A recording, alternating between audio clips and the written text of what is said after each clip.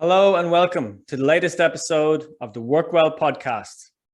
This episode is brought to you in partnership with AJ Products, who are leading the way in ergonomic and active workplace furniture solutions at ajproducts.ie. Today in the Work Well podcast, I'm delighted to welcome Gwen Harris. Gwen is a regional manager for Mabs. That's the Money Advice and Budgeting Service. Financial well-being, it's not an area we've discussed on the podcast as yet, so I was delighted to welcome Gwen onto the show to discuss this topic. Gwen has 25 years experience in client and community advocacy and education roles, and so is a wealth of knowledge when it comes to financial planning. In this episode, Gwen and I speak about financial well-being from the individual employee perspective. We look at how an organization could support the financial well-being of their colleagues. And there's also advice for those that are self-employed. So there's something in this episode for everyone. Sit back and enjoy my conversation with Gwen Harris. Gwen, hello and welcome to the Work Well podcast. Good morning, Brian. Thank you for having us. Me? Oh, it's a pleasure. It's a pleasure. How are you doing? I'm good. It's the usual after Christmas. From my role's point of view, it's a lot of budgets and things like that, and end of year report. So it's a little bit of a busy time, but otherwise good. It's similar for a lot of people, I'm sure, but particularly for yourself. Tell us a little bit about you, about your role, and about the work you're doing at Mabs. So, well, I have a long history in Mabs. I started in Mabs in 1996. A little bit too long now, I shouldn't be admitting that. But my current role is not client-facing anymore, but I spent 23 years with clients working with people in the community who are either experiencing debt difficulties at the moment or who feel that they're at risk of debt difficulties. And that is the core work for Mabs, the Money Advice and Budgeting Service. And I suppose just give a little bit of a background about Mabs then. We are a national service. I work in North Dublin. You can see the banner behind me. It just says North Dublin Mabs, but there are 8 regions around the country. And we all work with people who have money worries, debt difficulties, risk of disconnections, risk of maybe repossession and so on, or just people who, not just, but people who just worried about budgeting, don't know how to budget, and that is our role. So you can imagine at this time of the year for the Mabs services, things will start to get a little bit busy for clients or people in the community who may have a little bit of a difficulty now after Christmas, a little bit at the end of the year, and budgeting isn't, I know we spoke about it there, but budgeting isn't just about Christmas, but this time of the year, some people might feel the impact of what had happened spending wise for them in their family, in their households before Christmas. And then they find come January, it's a little bit dismal, but January, it's a little bit dismal for everybody, isn't it? Everybody's they do say January is the most depressing month of the year. Yeah. And then everybody will have their workout commitments, they're going gym, all that, and we would try to encourage people to maybe do the same with a budget and you know, kind of sit down and plan it out. Well, I've been trying to do the same myself. Is that something, one of the services that you offer? Because I think you mentioned, so it's mostly people that are at risk of debt, but is it just members of the general public who are looking for some advice on financial planning, setting a budget for the year, a 12-month budget? Is that something as well that is kind of service that you offer? Yes, absolutely. The most of our work would fall with supporting people who are in debt now and have maybe creditor pressures and difficulties and need somebody to help them to speak to their creditors or put a plan forward. But we also we have a lot of information on our website, and I'll talk about that in a few minutes, but we do have a lot of information and we have a lot of expertise and skills in budgeting. In budgeting, if you have no debt now, if you're budgeting to save, if you're budgeting because you're worried that you might have a difficulty coming, or if you know that maybe you have a change in your circumstance if somebody maybe is going to have a baby, or if they're going to get married, or they're planning for when the kids are off school during summer. If you have kids during the summer, it's a little bit more expensive because you have extra childcare. Or if they're older, they might have activity clubs or summer clubs, summer camps, and they cost extra, but your wages mightn't change. So, you know, it doesn't have to be about debt. It's just maybe we would encourage people, anybody, yourself, well, myself, this time of the year, it's a good time to sit and plan for next Christmas. So, you know, if you're feeling a little bit of an impact now from the Christmas gone, and you're feeling that, oh, you can't wait for your wages if you get paid monthly. It's the longest month, the wait in January for the wage. And we're all feeling that. And this is a good time to sit and reflect about how much Christmas cost, but also then to look at your year ahead, not just Christmas, birthdays, as I said, babies, back to school. Big one for everybody who has kids, or people who are going back to school themselves if you're going to college. So, but Mabs, yes, we do help people through our website or our helpline. We have a national helpline, or our office. And so let's take the individual case first of all, because it's something I've been looking at. So I've been looking at it at the start of the year from an individual, almost like the household perspective, but also the business perspective as well as a self-employed person. And I might come back to that. But let's look at let's say the individual household budget, if you like. Is there a template? Because I was looking around for a while. I've pretty much had to create my own template. Is there some kind of a template that you provide, or where would you encourage people to start? So if you're active online and you're good on websites and you're happy enough on computers, the Mabs website. So it's but anyway, sorry, getting tongue-tied now, mabs.ie. And if you go on there, we have what's called a first financial picture or a financial health check, and you can do your budget. And you know, if you're not comfortable online, you could call our helpline. Our number is there behind me. Or I'll share all that in the notes as well. We'll share all that, but you could call our helpline, who would send you out a budget sheet. We have templates. Okay. And the reason that we have templates is sometimes it's easy to forget some of the expenses that you don't pay every day, the ones that might come every year, or the ones that you don't think to add into a budget. And we all do it. Like, if you're doing your budget, would you add in your haircuts? Genuinely, I'm asking. I might have to start adding them in now. The Grafton Barber, the prices have gone up, I think. But anyway, sorry. But no, it's true. But if you have 4 children maybe and yourself, and you're getting haircuts, and it's not something. And I'm using a haircut because everybody has some kind of hair care, whether you do your own or you and then you have to buy products to do your own, or you go to a barber's or hairdressers, and it's something that we kind of forget sometimes to put into our budgets. We can all add up. So that's why we use the template, because they're a general household expense and a living expense. And they'd be little prompts for people to remind you of maybe something that you pay every year, like a TV license. It's easy to forget about that because it comes up, creeps up on you. And, you know. Absolutely. And I'm a recovering project manager. So, you know, any kind of a template or a planner is, you know, I absolutely love them. So I really try to utilize them as much as possible. And I encourage everyone to do the same.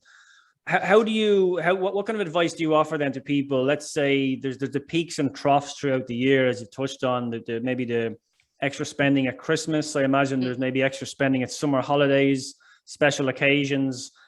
How do you allow for that? Is that kind of something you aim to plan for across the 12-month period?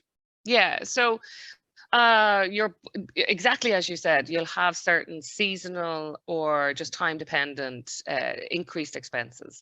And if you take, for example, the winter period, your heating bills will go up, but your wage will generally, if you're salary based, it'll stay static.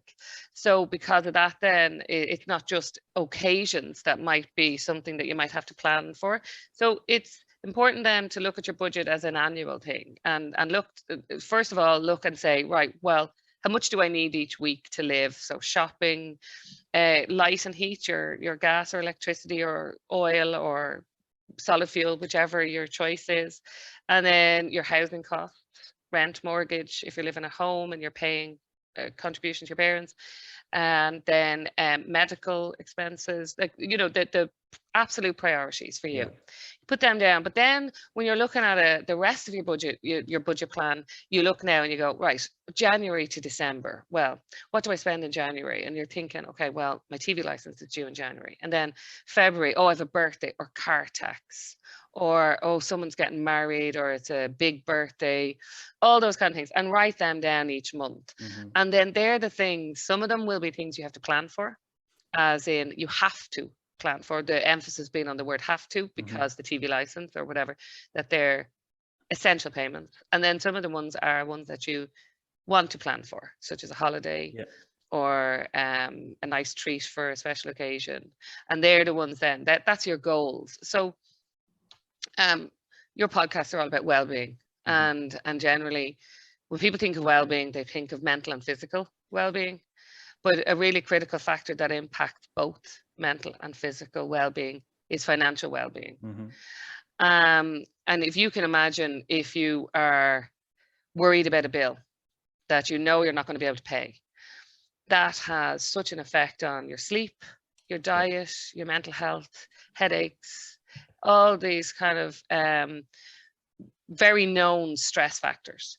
And then that in turn could leave you out of work, unable to work, you know, so it has a cycle effect or cyclical effect.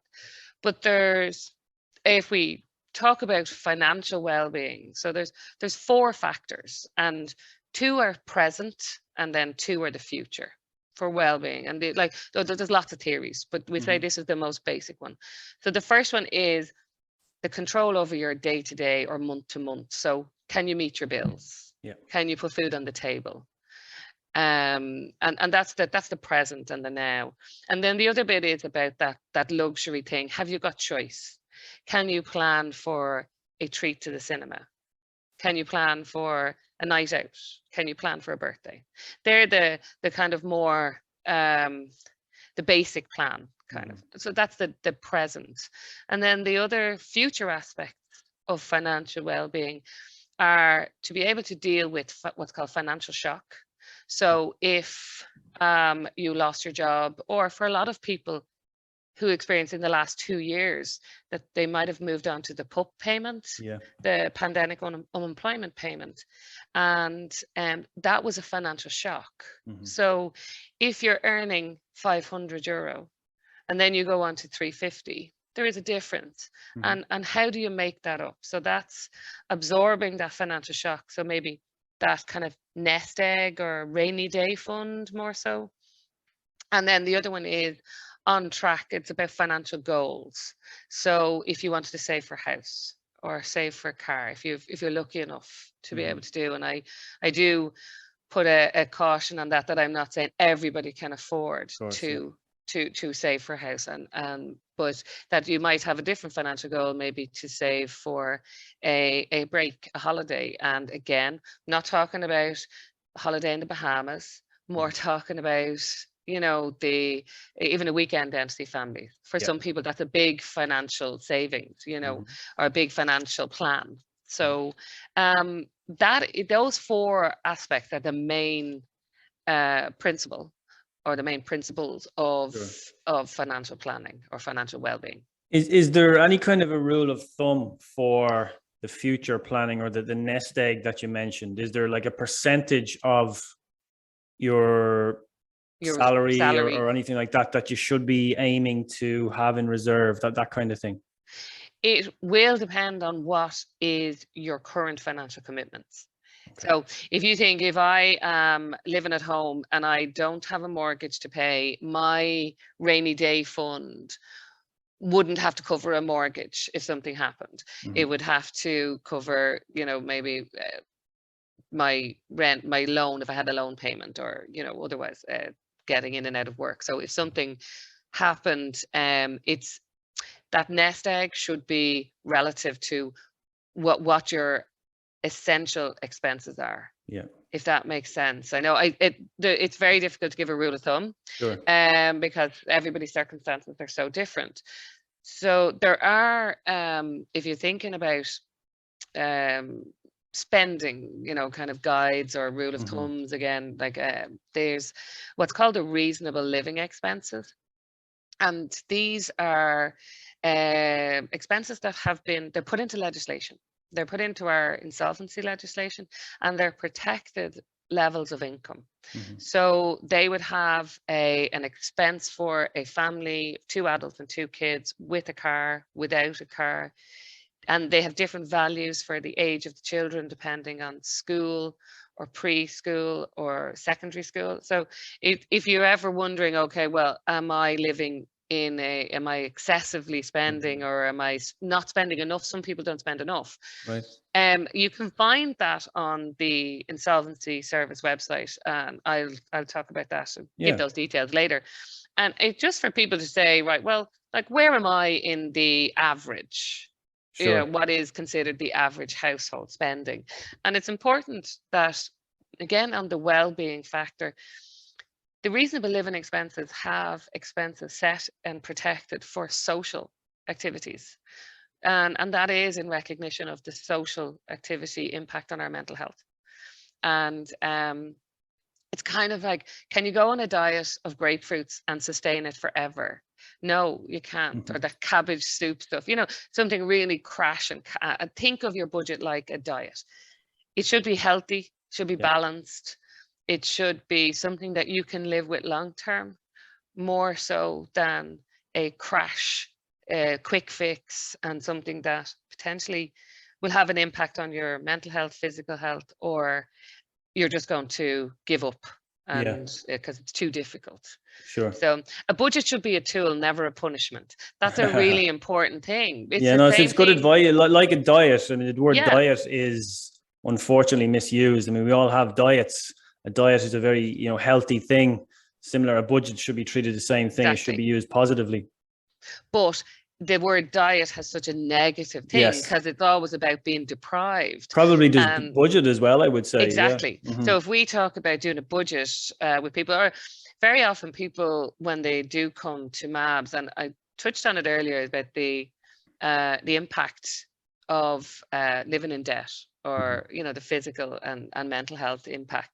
But also, we find that there's a lot of guilt, a lot of shame around debt, or not being able to manage. If you feel you're not able to manage your money, a lot of guilt around that. Like, you know, do you sit around with your mates and say, oh, Jesus, you know, the gas bill came in there and I'm going to pay extra? We don't have those natural conversations. If I had one wish, I would love Mabs to be a household name, but not in a negative way, because people see us maybe a little bit more about dealing with debt, whereas we're actually about the holistic thing. It's about, you know, that diet management, or good budgeting and healthy budgeting and sustainable budgeting. No, I mean, I like that. I agree with it 100%. Just one other point on the future proofing, if you like, or future kind of planning. I think I heard this advice previously, almost looking at it rather than a rule of thumb, but looking at your outgoings. Would you have enough in savings, say, or a nest egg to cover, let's say you lost all your income overnight? Would you have 6 months of a buffer to cover your outgoings? Your outgoings. Would that be a fair enough way to look at it?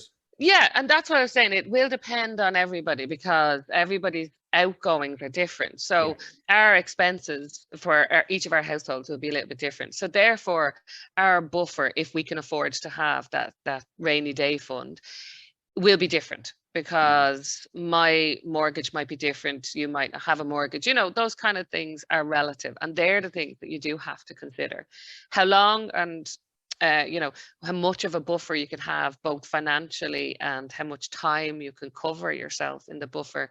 Not everybody will have the luxury of a 6 months. You know, is that something worth aiming for, trying to have that buffer of 6 months, do you think? That would be an idea for everybody to have that. It's not necessarily, I really cautionary that I don't want to sound like it's possible for everybody. Sure. It's not. And that could be for many reasons, lower income households, or it could be that some people just have a lot of extra financial commitments. Currently, we go through life cycle of financial commitments, generally, depending on when you start out a family, your financial commitments will change. When you have children young, everybody who has children young think they're very expensive until you get to a teenager, and then you realize that the baby was the cheapest. And I'm not dismissing now you're telling the me age, but yeah, so that's what there's life cycle expenses that we would have. So and that's why it's important for you to reflect on your budget and look and think, well, okay, if you have kids during the summer, what happens? Are you going to be able to take time yourself? Or maybe you were a seasonal worker yourself, that might work, or maybe you're not working. But the important thing is that you personalize your budget. Now, we do have a lot of templates and we have a lot of tools on our website. And if websites don't work for you, our national helpline or any of our Mabs offices around the country will gladly help anybody do this, but the exercise of budgeting. And the first step to gaining financial well-being or moving into that journey of financial well-being is a plan. Yeah. I think sometimes if you strip back your budget, you can see yourself. You don't need anybody to tell you what expenses you might be able to take out of your budget to help that nest egg or that rainy day fund build. And then some people don't have any fluff in their budget at all to be able to cut back. So but sometimes writing it down, just writing it down and being honest. It's like again, we're going back to the thing, it's like a food diary. Being honest. It's about you're going through your bank statements, and it's a really good time of the year to do it now. Absolutely. Well, I've kind of done it kind of business wise and personally just at the end of the year, start of the year. Yeah, it's a great practice. You surprise some of the things, the unnecessary things you might be able to find, which could remove as well. So it's definitely a worthwhile practice. Absolutely. And if people's situations change, sometimes their importance or value on expenses change. Like you could have been in a very good financial situation at one time and you might have had a lot of charity payments or subscriptions going out that maybe now you're kind of questioning and you're thinking, actually, my situation has changed. And so many people's has changed in the pandemic that it's time then to maybe be critical about your spending of yourself and say, do I really need that? Should I maybe stop it for a while? Yeah. I mean, I like the idea or the approach, if possible, of rather than focusing on kind of, again, the negative, trying to just looking at cutting out a €2.50 coffee here and there, as opposed to that, focusing on where can I generate more revenue? Can I look for a promotion this year? Can I look for a new role? Can I start my own business or start selling an extra service on the side or something like that? Am I naive, or is that a good way to look at it? No, there'll always be two sides to your budget, which is the income. Can you change it? And it might not necessarily be looking at increasing your services or a promotion or otherwise, but you could be, have I got all my tax entitlements? Have I claimed my medical? Because we can claim our medical for the past 4 years, any medical expenses. So if you're self-employed, you would be doing that within your tax return. But for a PAYE worker, people might not think about the tax side because you don't do a tax return when you're PAYE salary based. Your employer does your tax return. So very often people don't think about that. And there's so many, you'll see these ads coming up with, tax rebates. There's so many you don't know. And they're telling us that things, and it is true. There's a lot of tax that we might not have. You can go onto the revenue site, so they'll or you can ring them and they'll talk you through, any circumstances. But also some people have an entitlement, even though they're working, for social welfare support, such as the work and family payment. And a lot of people don't claim that. So there's it's about, so some people might have that opportunity to increase their service or increase their promotion or get more clients. But if you're a static employee, that mightn't be something that you can. It's a little more challenging, But at a minimum, educate yourself on to what's as to what's available. Yeah. A- Or a lot- if you can't educate yourself and you find it very difficult to navigate, just ask Oh somebody. yeah, There's somebody that will be able there's to. always somebody there, Yeah. especially at Mabs. Yeah. A lot of the listeners will be their HR, their senior leaders. They might be responsible for teams of people. What can they do, or is there anything they can do kind of to support the financial well-being of their colleagues? Sure. There's actually been quite a good bit of research between the UK and a European-wide study, one in 16 and one in 19, that actually showed the impact on motivation for an employee who is under financial distress. Now, they might not be indebted, but they might just have money worried, not just, again, as conscious, I'm saying just money worries, but they might be anxious about money, about future. And that has a big factor, or is a big factor in motivation. People, particularly people who are in debt, could be coming in just going, well, I'm only working to pay those loans. So, you're kind of coming in the door going, I'm not working for me anymore. I'm working for that. So in the last probably 3 or 4 years, there's been a lot of increased interest in financial well-being from employers, from the HR teams and so on. And so Mabs, we have a responsibility, as I said, for money management education. And then we work in partnership with the CCPC, which is the Competition and Consumer Protection Commission. Yeah, Janet Mooney was on this podcast recently. Yeah, so there you go. So we work in partnership with each other. We both have a responsibility in the education field. So the CCPC have a responsibility, and they do a lot of financial education. They do a course called Money Skills for Life, and it's a lunchtime learning, and it is aimed at employees. And a lot of the focus of that is about selecting the right product for you, financial product. So the terms and conditions, and is a credit card, how, and they have a great website where you can compare financial products. Are you getting the best bank account? So there's two big banks leaving Ireland this year. So there'll be a lot of people displaced and they have to get a new bank account. Their website will allow you to compare and see what's the best bank account for you. But they do this lunchtime learn, and it's free. And it would be it's a very specific course, in the sense that it's 45 minutes. Yeah. It covers a lot. It covers pensions, it covers bank accounts. Excellent. Yeah, that's an excellent resource. Budgeting. Yeah, we will. If you have a link to that, I'll try and include that in the show notes. In the show, yeah. And then Mabs, and we do the money management side. So we would do that more detailed budgeting skill, the skill of budgeting. One of my big bugbears is how often do you use cash, Brian? Oh, at the moment, hardly ever. And even before the pandemic, would it have been a lot of banking? A little bit more, yeah, a little bit more cash before the pandemic. But again, I was definitely transitioning away from cash. Yeah.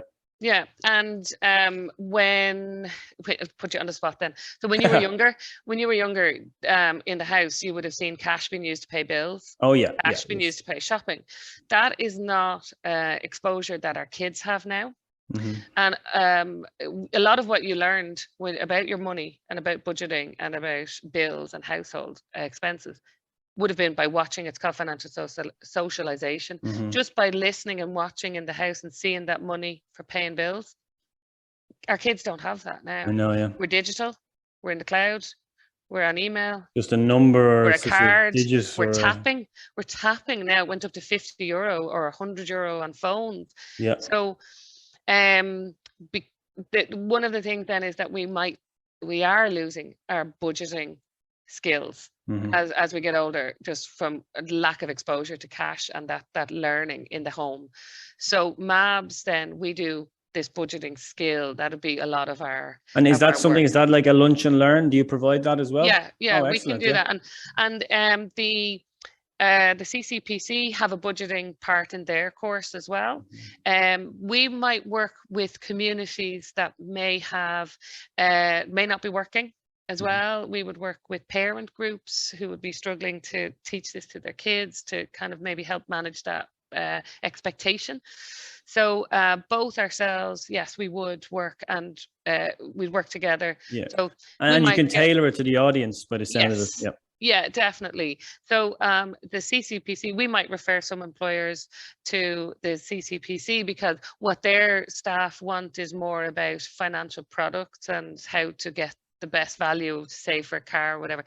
We would, we do the budgeting side. So we do that holistic, again, January to December, talking about things, talking about how to deal with debt as well, if you have it. So we can tailor programs to different audiences, different groups, different lengths of time as well. So very good. Yeah. So that's, so a lot of our discussion has really, I would say, has been, let's say, focused on someone who might be in full-time employment, PAYE, where they have a, regular, if they're lucky to have a regular monthly or weekly or fortnightly income coming in. Is the advice you offer, would that be different to, let's say, someone that's self-employed? And I'm asking for a friend here that might have, let's say, month to month, the income just might be different. It's different. There's peaks and troughs. It might be seasonal. And any advice in that regard, or does it differ? Is the question, I suppose. Well, the advice that we would give is the same, in the sense that we would say you need to look at your expenses, see how it, so the expense and the income are two slightly different things. So the expense is personalized to you and your household. And again, the income is then for you or anybody who is self-employed could fluctuate. Yeah. So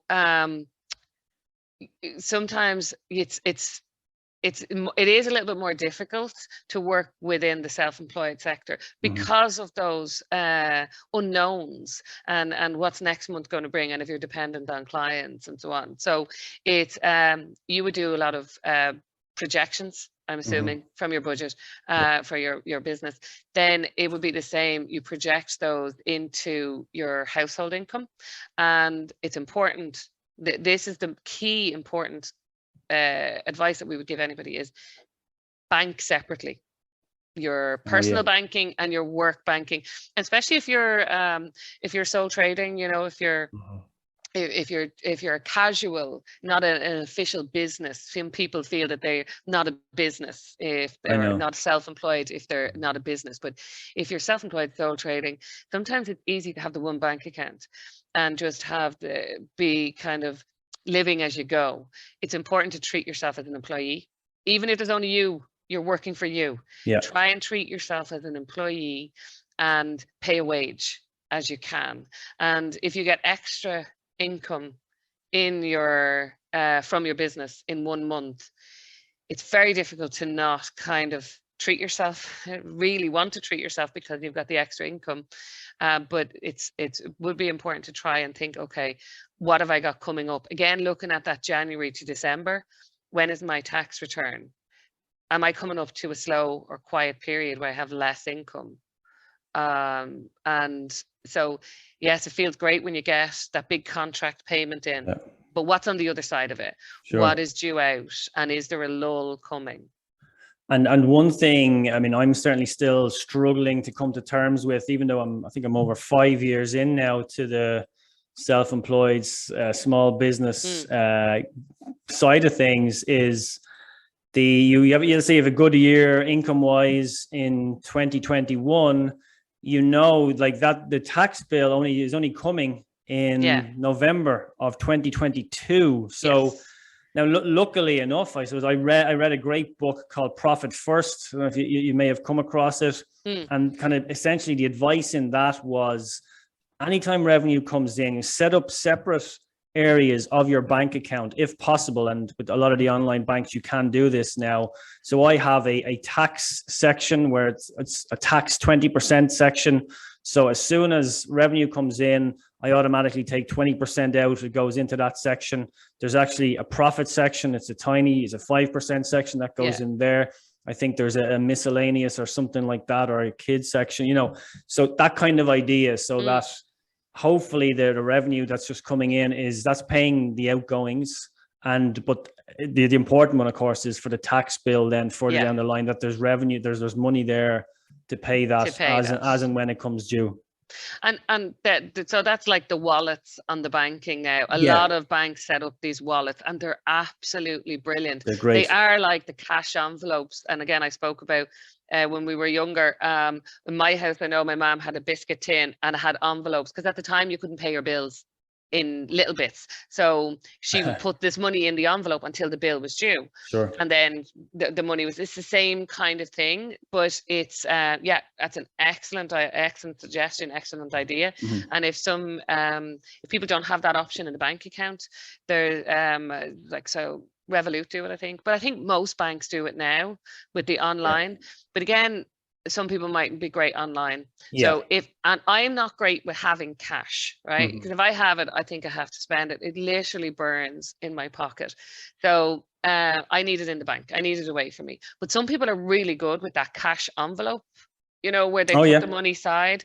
Now, there is obviously a risk in that if cash is in your house, the mattress cash. Exactly. There is a risk, but it doesn't always have to be in a bank. Some people just aren't really good online. And some people don't trust it. That's fine. There are other ways. There's credit unions, post offices, there's lots of ways that we can save, or giving it to somebody who won't give it back to you when you beg them for it.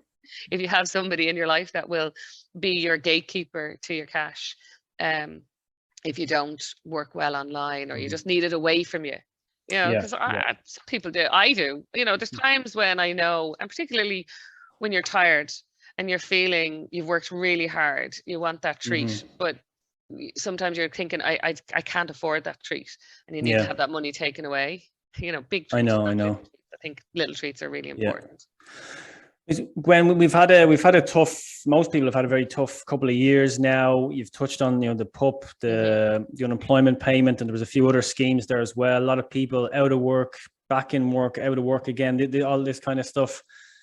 I'm guessing. I don't think we've seen the full extent of it from a financial stakes yet. I'm guessing you and the team are kind of preparing for an incredibly busy period ahead this year. Have you been doing anything to support your Mabs colleagues from a wellbeing perspective of late?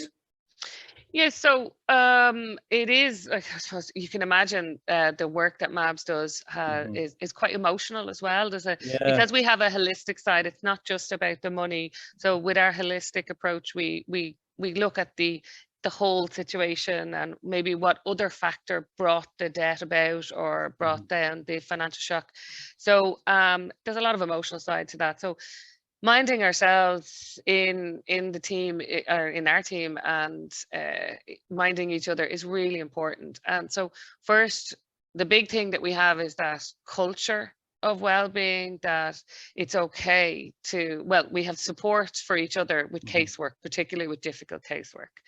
And then the culture of well-being is to encourage us to take a bit of time out of a case. Maybe if it's a quite difficult case, go and talk to somebody, go for a little walk, but then to be a little self-aware as to when we know cases might sometimes be a little bit too much. And the important factor is that people feel comfortable and feel that they can come and say, listen, I have a lot going on, or a lot of cases are not resolved, or whatever, because we'd have a lot of different factors to our casework. So first of all, I suppose the culture and encouraging people to mind themselves, to talk about if things are stressful, and I'm not just even talking about work. The last 2 years have been stressful for everybody worldwide, and with that, then you can't expect, I can't, and I don't expect anybody that I work with or that you would work with that everybody's 100% coming in. There's going to be days when we're in and out of lockdown that really did impact. So we have access to employee assistance program as well for support and supervision, not just locally with our teams, but we would have qualified support counsellors. If that's an important factor for us in the work that we do, as you can imagine. But and sometimes having a laugh is good medicine as well. So it's been difficult to try and have team anything in the last 2 years, obviously. But we have a newsletter, and we like to share our good news stories with each other, successes, but also personal successes, and things that we find is good for our soul. So somebody might share photographs, or we might share, oh, I went for this walk, or little things like that. I think it's important that worker wellbeing doesn't have to be a big kind of expensive big event or anything, but it just has to be consistent, and it has to be open for us. You're absolutely 100% right. The shiny, fancy, expensive wellbeing programs don't count for anything if you don't have a culture of health in the organization. So it sounds like you're absolutely going about it the right way. Just that open and honest culture. And anything you build on top of that will be, will benefit from that, or will benefit everybody. But you start with the culture, and it sounds like you're going about it the right way there. And it's important as well to remember, so in my team, we have 51 people, and everybody will have a different thing that is what they feel is good for their stress levels, or they feel is good for their well-being. And it wouldn't be the same for us all. Some people like to draw, some people like to sing, some people like to run, some people like to meditate. And having a one-size-fits-all approach in that way doesn't work, because everybody won't benefit from the culture. So the culture is, we're individuals, it's open, and we're here for each other as well. So. Fantastic. You're here for each other, but you're also here for everybody else at mabs.ie.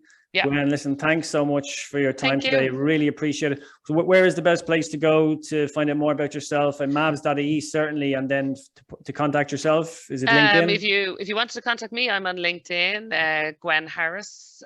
So North Dublin Mabs is my you'll find me on my profile.